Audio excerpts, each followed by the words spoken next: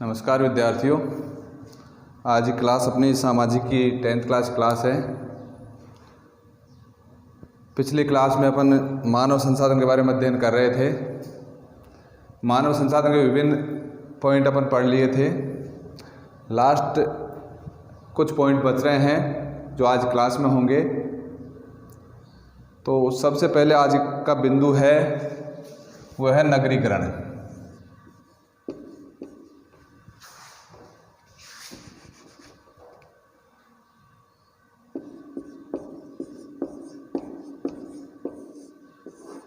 आज का अपना पहला बिंदु है नगरीकरण। यानी नगरीकरण, इसका क्या तात्पर्य है? सीधा सा अर्थ है इसका कि सब ग्रामीण जनसंख्या जब शहरों की ओर पलायन करती है और शहरों में जाकर बसती है तो उस परिस्थिति को अपन नगरीकरण कहते हैं। यानी गांव के लोग हैं, रोजगार के लिए मान लो, अन्य कारण से मान लो, शहर में जाकर बसना शुरू हो जाते हैं और शहरों की जनसंख्या बढ़ती जाती है और ग्रामीण जनसंख्या औसत कम होता जाता है, तो उसको हम कहते हैं नगरीकरण। उसको क्या कहा जाता है? नगरीकरण।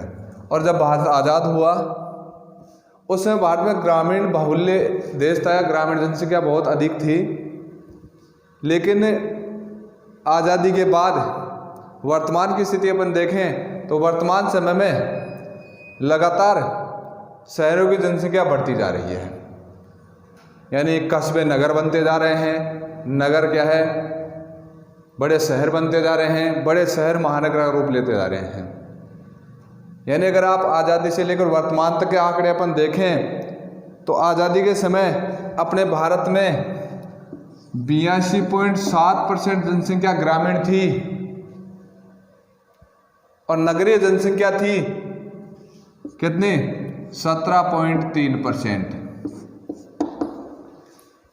अगर आज़ादी के समय अपन आंकड़ा देखें तो 1951 की बात देखें अपन तो 1951 में भारत में नगरीय जनसंख्या थी 17.3% और ग्रामीण जनसंख्या थी 82.7%। और वर्तमान की स्थिति अगर अपन देखें 2011 तो 2011 में ये 70% है और ये 30% है। लगभग 70% है वर्तमान। क्या बताओ? ग्रामीण जनसंख्या, नगरीय जनसंख्या बताओ 30% है। इसका अर्थ क्या हुआ कि भारत में नगरों की जनसंख्या, नगरों का विस्तार होता जा रहा है, नगरीय जनसंख्या विस्तार होता जा रहा है। अगर इसको अपन 1901 देख लें तो 1901 में 89.2 और ये 10.8। अगर इसको 1901 का आंकड़ा देखें तो 1901 में ग्रामीण जनसंख्या 89.2% थी और नगरीय जनसंख्या 10.8% थी। इसका अर्थ क्या समझ में आया आपके कि साहब भारत में आज़ादी के बाद तीव्र गति से, अब थोड़ा सा आंकड़ा और बता रहा हूं आपको। यहाँ पर 1901 से लेकर 1951 तक नगरीय जनसंख्या विस्तार कम हुआ और 1951 से लेकर यहाँ थोड़ा विस्तार अधिक हुआ। यानी नगरों की जनसंख्या बढ़ती जा रही है और इसी को अपन शहरीकरण या नगरीकरण कहते हैं। शहरीकरण या क्या कहते हैं? नगरीकरण कहते हैं। यानी शहरों की जनसंख्या लगातार वृद्धि होती जाती है, नगरों में बसने वालों की संख्या लगातार वृद्धि होती जाती है। इसी को अपन क्या कहते हैं? शहरीकरण या नगरीकरण कहा जाता है। क्या कहा जाता है? शहरीकरण या नगरीकरण कहा जाता है। तो अब यहाँ पर एक प्रश्न उठता है छोटा सा, जो आपको हल कर दूं कि साहब ये शहरीकरण या नगरीकरण क्यों बढ़ रहा है? क्या कारण है इसके? या लोगों का रुझान शहरों की तरफ क्यों बढ़ रहा है और ये जनसंख्या का आकार बढ़ता क्यों जा रहा है? तो इसके पीछे रीजन बहुत सारे हैं। सबसे पहला रीजन अपन प्राप्त करेंगे, सबसे महत्वपूर्ण रीजन जो होता है वो होता है साहब रोजगार प्राप्ति के लिए। किसके लिए? रोजगार प्राप्ति के लिए। क्यों? ग्रामीण इलाके में अधिकांशतः जनसंख्या क्या है? कृषि आधारित है। कृषि पर निर्भर है। और कृषि पर निर्भर जैसे जैसे जनसंख्या बढ़ती जाती है वैसे वैसे क्या है, कृषि पर दबाव बढ़ता जा रहा है।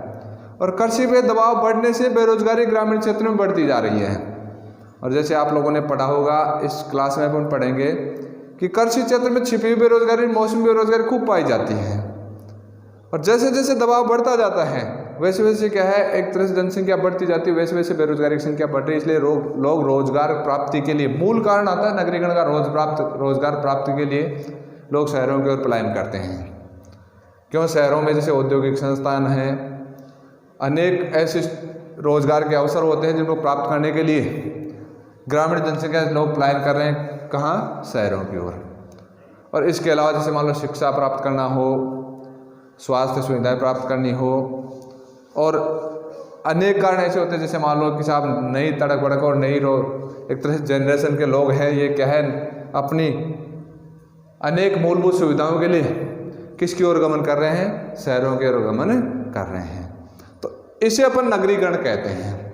तो नगरीकरण में केवल आपको क्या ध्यान रखना है? पहली बात तो आपको ध्यान रखना है साहब किसे अपन नगरीकरण कहते हैं और नगरीकरण की स्थिति क्या है भारत में, ये अपन देखेंगे। नगरीकरण या शहरीकरण क्यों हो रहा है ये अपन देखेंगे।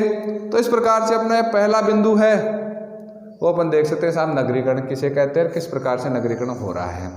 और अगर अपन 2011 के अनुसार इसको देख लें तो यहाँ पर 2011 में जनसंख्या कितनी थी, कुल जनसंख्या आंकड़ा देखें यहाँ पर, तो यहाँ पर देखो 83.3 करोड़ जनसंख्या थी साहब। किस में बसती थी बताओ? नगरों में। और कितने? 37.7% जनसंख्या, करोड़, यहाँ पर करोड़ कहें। 83.3 करोड़ जनसंख्या कहाँ थी बताओ? गाँवों में। और 37.7 करोड़ जनसंख्या कहाँ थी बताओ? नगरों में। तो इस प्रकार से यह हुआ साहब नगरीकरण। तो अपन ने इस बिंदु में, इस पाठ में मानव संसाधन के विभिन्न पहलुओं का अध्ययन किया।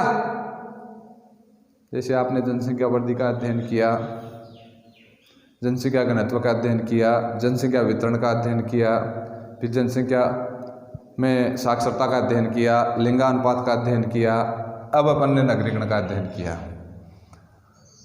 अब एक बात मैंने आपको बताई थी कि साहब भारत पहला देश था जिसने परिवार नियोजन कार्यक्रम को अपनाया।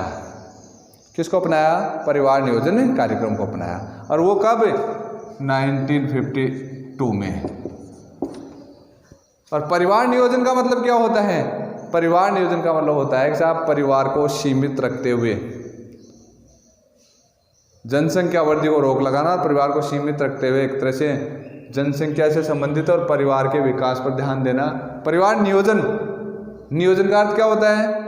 योजना बनाकर कार्य करना, सुनियोजित तरीके से कार्य करना। और भारत की जनसंख्या क्यों बढ़ी है उसके पीछे आपने कारण खूब सारे पढ़े। तो अब देखो समय समय पर अगला पॉइंट जो स्टार्ट हो रहा है उसका आधार बना रहा हूँ यहाँ पर कि साहब भारत ने परिवार नियोजन को अपनाया 1952 में। लेकिन फिर भी क्या है, समय समय पर अनेक योजनाएं बनाई, लेकिन फिर भी क्या है, भारत की जनसंख्या नियंत्रित नहीं हो पा रही है। भारत की जनसंख्या में अनेक समस्याएं उत्पन्न होती जा रही हैं। तो समय समय पर भारत सरकार जनसंख्या कंट्रोल के लिए, जनसंख्या नियंत्रण के लिए लोगों के किस प्रकार से स्वास्थ्य में सुधार हो, मृत्यु दर में किस प्रकार से कमी आए, साक्षरता दर किस प्रकार से बढ़े, मृत्यु दर, मातृ मृत्यु दर है, शिशु मृत्यु दर, उसको किस प्रकार से कंट्रोल किया जाए, महिला साक्षरता को किस प्रकार से बढ़ाया जाए, ये विभिन्न बिंदु है। किसके बताओ? जनसंख्या के, मानव संसाधन के। उसके लिए समय समय पर नीति तैयार की जाती है और उसको अपन जनसंख्या नीति कहते हैं। क्या कहते हैं? जनसंख्या नीति। तो वर्तमान में अगला जो बिंदु स्टार्ट हो रहा है अपना, जो नवीनतम जनसंख्या नीति है वो निर्धारित की गई थी सन 2000 में। कब निर्धारित की गई थी? सन 2000 ईस्वी में। क्या बताओ? जनसंख्या नीति। तो अगला बिंदु अपना स्टार्ट हो रहा है जनसंख्या नीति। कब बनाई गई थी? सन 2000 ईस्वी में। कब बनाई गई थी बताओ? सन 2000 ईस्वी में। क्या बनाई गई थी? जनसंख्या नीति, जिसको अपन क्या कहते हैं? राष्ट्रीय जनसंख्या नीति। जनसंख्या नीति का मतलब क्या हुआ कि साहब जैसे आपने पीछे अध्याय पूरे में पढ़ा, कि साहब भारत की जनसंख्या तीव्र गति से बढ़ रही है। उसके अलावा अपन ने पढ़ा कि किस प्रकार से जनसंख्या वितरण असमान है, किस प्रकार से पढ़ा कि साक्षरता दर अब भी भारत 100% से काफी पीछे है। जो यूरोपीय देश है अमेरिका, वहां पे 100% साक्षरता है, भारत में साक्षरता दर काफी पीछे है। अपने पीछे पढ़ा साहब किस प्रकार से लिंगानुपात आज भी महिलाओं के विपरीत है, पुरुषों के मुकाबले में महिलाओं की संख्या कम है। तो इन सबको, इन समस्याओं को हल करने के लिए जनसंख्या को किस प्रकार से कंट्रोल किया जाए, जनसंख्या वृद्धि को किस प्रकार से कंट्रोल किया जाए, इसके लिए जो नीति निर्माण किया जाता है, योजना बनाई जाती है, उसको अपन जनसंख्या नीति कहते हैं। उसको क्या कहते हैं तो जनसंख्या नीति कहते हैं। और जनसंख्या नीति कब निर्धारित की गई? सन 2000 ईस्वी में। अब यहाँ पर ये दो बिंदु अपन पढ़ेंगे, राष्ट्रीय जनसंख्या नीति और राज्य जनसंख्या नीति। कौन सी नीति? राष्ट्रीय जनसंख्या नीति। और कौन सी नीति बताओ? राज्य जनसंख्या नीति। तो सबसे पहले पढ़ेंगे अपन राष्ट्रीय जनसंख्या नीति। कौन सी जनसंख्या नीति बताओ? राष्ट्रीय जनसंख्या नीति। सबसे पहले अपन अध्ययन करेंगे कौन सा बताओ? राष्ट्रीय जनसंख्या नीति का। राष्ट्रीय जनसंख्या नीति का मतलब क्या हुआ कि भारत सरकार के द्वारा जनसंख्या से संबंधित समस्याओं को हल करने के लिए जो योजना तैयार की गई उसको राष्ट्रीय जनसंख्या नीति कहते हैं। कब तैयार की गई? सन 2000 ईस्वी में। कब तैयार की गई बताओ? सन 2000 ईस्वी में। अब इसका सबसे पहला बिंदु था जनसंख्या नीति का, वो पहला बिंदु क्या था कि साहब 14 वर्ष तक के सभी बच्चों को, पहला बिंदु ध्यान रखना, पहला बिंदु क्या था इसका? 14 वर्ष तक के सभी जो बच्चे हैं, बालक हैं, उनको निःशुल्क शिक्षा।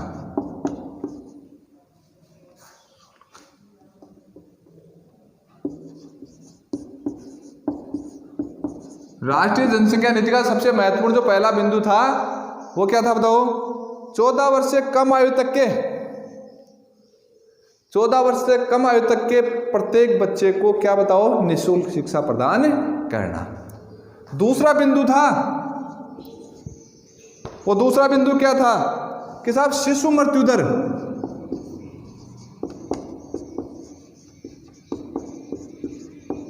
शिशु मृत्यु दर को, तो मृत्यु दर कैसे निकालते हैं मैंने बताया था, मृत्यु दर, जन्म दर, मृत्यु दर का बताया था।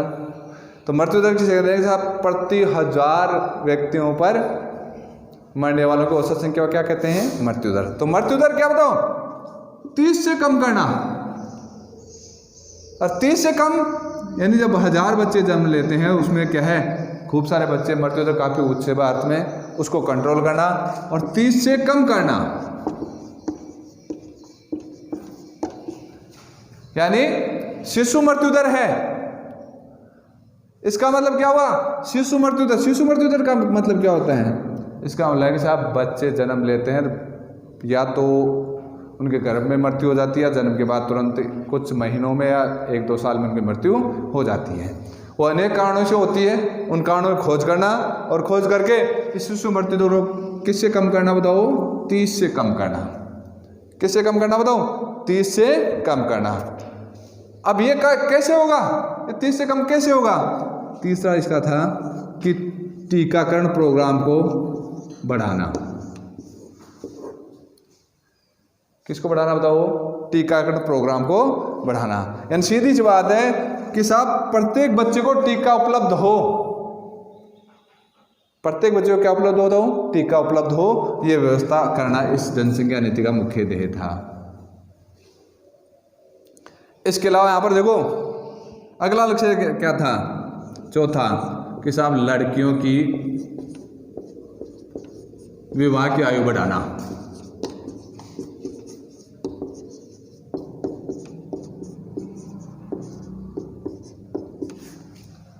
राष्ट्रीय जनसंख्या नीति का अगला लक्ष्य था कि लड़कियों की जो विवाह की आयु है उस विवाह को आयु को अधिक करना या बढ़ाना।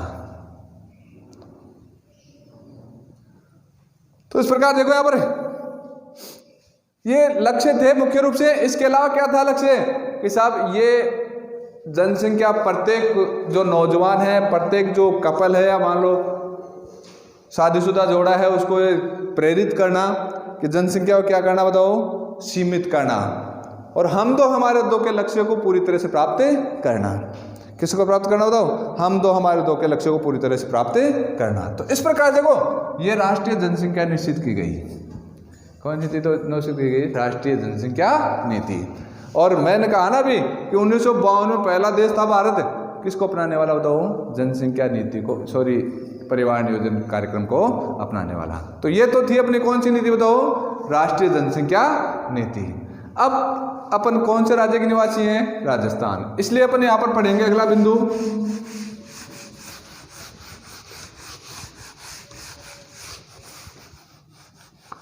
राष्ट्रीय की जगह क्या पढ़ेंगे?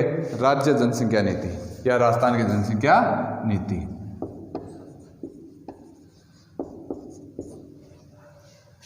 राजस्थान की जनसंख्या नीति कब घोषित की गई? सन 2000 ईस्वी में। कब घोषित की बताओ? सन 2000 ईस्वी में।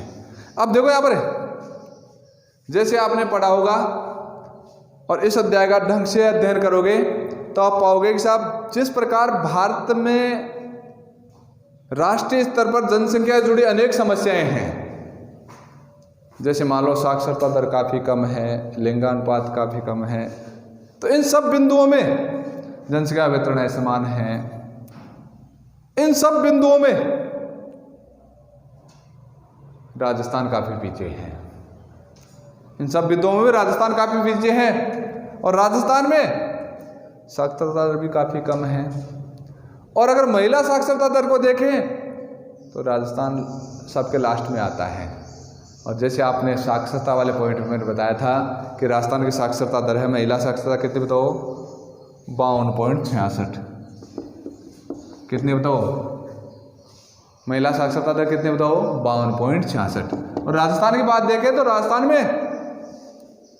राजस्थान में महिला साक्षरता दर की बात देखें अपन, लिंगानुपात की बात देखें अपन, शिशु मृत्यु दर की बात देखें अपन, मातृ मृत्यु दर की बात देखें, इन सब में राजस्थान राष्ट्रीय औसत से काफ़ी पीछे है।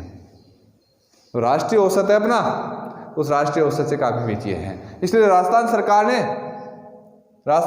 ने सन 2000 ईस्वी में जनसंख्या से जुड़ी हुई समस्याओं को हल करने के लिए और जो समस्या है उनको राष्ट्रीय औसत से या मान लो सभी समस्याओं को हल करने के लिए, महिला साक्षरता को बढ़ावा देने के लिए, शिशु मृत्यु दर, मातृ मृत्यु दर को कम करने के लिए नीति घोषित की, जिसको अपन राजस्थान की जनसंख्या नीति कहते हैं। अब देखो इसके लिए अनेक योजनाएं चलाई जा रही है। किस नीति के तहत बताओ? राजस्थान की जनसंख्या नीति के तहत। तो सबसे पहले टीकाकरण प्रोग्राम, यानी सबसे पहले जनसंख्या नीति में क्या है? विशाल पैमाने पर क्या प्रोग्राम चलाया जा रहा है बताओ? टीकाकरण अभियान चलाया जा रहा है। अब टीकाकरण अभियान से क्या होगा बताओ? मातृ मृत्यु दर और शिशु मृत्यु दर को कंट्रोल किया जा सकता है। किससे बताओ? टीकाकरण अभियान से। और इसके अलावा देखो यार अनेक योजनाएं हैं, जैसे मान लो साहब महिला की साक्षरता को बढ़ावा देने के लिए, लड़कियों की साक्षरता को बढ़ावा देने के लिए अनेक योजनाएं चलाई जा रही है। जैसे मान लो आपके, यानी आप इसमें अगला पॉइंट क्या लगाओगे? वो लगाओगे साहब महिला साक्षरता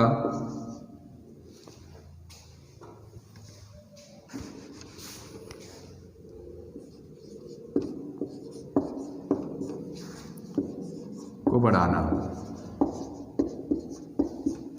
यानी महिला साक्षरता को बढ़ाने के लिए अनेक योजनाएं राजस्थान सरकार चला रही है। उन योजनाओं का अगर आप देखें तो क्या मिलेगा आपको? अनेक योजनाएं मिलेगी इसमें। जैसे मान लो गार्गी पुरस्कार योजना है और निःशुल्क शिक्षा है महिलाओं के, लड़कियों के लिए, है ना। लड़कियों के लिए 12वीं क्लास तक और कॉलेज शिक्षा तक राजस्थान सरकार द्वारा क्या है? महिला निःशुल्क शिक्षा प्रावधान किया गया है। तो महिला साक्षरता को बढ़ावा देना ये प्राथमिकता से इसको बनाया गया है, शिक्षा नीति का अंग बनाया गया है। तो इस प्रकार देखो यहाँ पर राजस्थान की शिक्षा नीति है, इसमें एक योजना और आती है आपकी जन मंगल योजना। कौन सी योजना बताओ? जन मंगल योजना।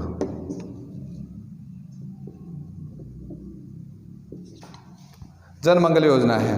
अरे जन मंगल योजना का मतलब क्या होता है?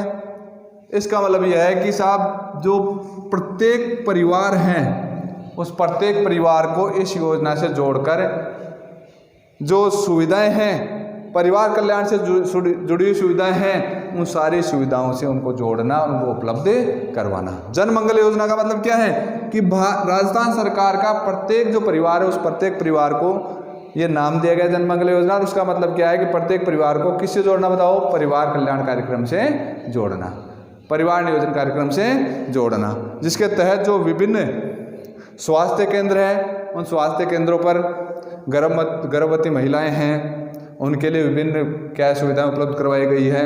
इसके अलावा निस्बंदी कार्यक्रम है उसको बढ़ावा दिया गया है। और शिशुओं के लिए पोषण के लिए, क्योंकि कुपोषण के खूब सारे शिकार शिशु और माताएं होती है, उससे शिशु मृत्यु दर, माता दर मृत्यु दर बढ़ती है, तो उनके लिए भी कई विभिन्न योजनाएं इसके तहत चलाई गई है। तो ये आपके राजस्थान की जनसंख्या नीति है। अब यहाँ पर ये पार्ट आपका कंप्लीट है। तो देखो अपन ने इस पार्ट में अध्याय 12 में अपन ने अध्ययन किया, वो क्या अध्ययन किया कि साहब मानव भी एक तरह से एक संसाधन है, मनुष्य भी एक तरह से संसाधन है, और मनुष्य संसाधन होने के नाते मनुष्य संसाधन का अध्ययन करना अनिवार्य है। इसमें अपन ने अध्ययन किया साहब जनसंख्या किसे कहते हैं, फिर अपन ने अध्ययन किया जनसंख्या की वृद्धि किस प्रकार से हो रही है, फिर अपन ने अध्ययन किया कि साहब जनसंख्या का वितरण किस प्रकार का है। तो इस पार्ट को आप दोबारा एक बार रिवाइज करोगे, ठीक है? फिर आगे अपन अगला अध्याय अगले क्लास में पढ़ाएंगे। धन्यवाद।